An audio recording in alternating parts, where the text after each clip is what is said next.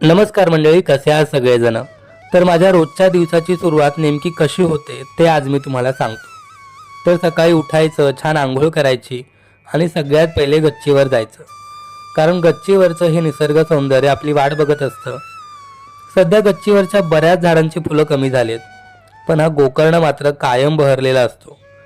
खरं तर हाच मला शिकवतो, आयुष्यात परिस्थिती प्रसंग कसाही असो, कायम आनंदी राहायचं आणि आपल्याकडचा जमेल तितका आनंद इतरांना वाटत राहायचं. बाय द वे, आपल्याकडे एकच गोकर्णाचा वेल नाही आहे बरं का. म्हणजेच काय, तर आपल्याकडे सुखाला आणि आनंदाला तोटा नाही. ही तुळस पण बघा किती छान बहरली. असं म्हणतात, तुळशीच्या मंजुळा श्रीकृष्ण आणि महालक्ष्मी देवीला नियमित वाहिल्या ना की आपल्या सगळ्या इच्छा लवकर पूर्ण होतात.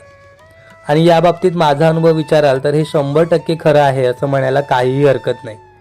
तर छान सगळी फुलं गोळा करून झालेत, चला खाली जाऊन छान देवपूजा करूया. तर अशा रीतीने रोज टेरेसवरती जाऊन झाडांना जेवढी फुलं आहेत तेवढी सगळी गोळा करायची आणि खाली येऊन छान देवपूजा करायची. असा माझा दिवस सुरू होतो. आणि खरं सांगतो, यामुळे माझा अख्खा दिवस अगदी आनंदात जातो. आता जे लोक आपला व्हिडिओ रेग्युलर बघतात ना, त्यांना कळालं असेल की देवाऱ्यातले बरेचसे देव सध्या गायब आहेत. तर मागे आपण जागरण गोंधळाच्या कार्यक्रमाला गावी गेलो होतो ना, त्यावेळेस ते गावी नेलेत. मम्मी पप्पांबरोबर येतील ते परत. तर चला, बायकोच्या हातचा छान डबा घेऊन छान दिवसाला सुरुवात झाली. भेटूया उद्या. Bye bye.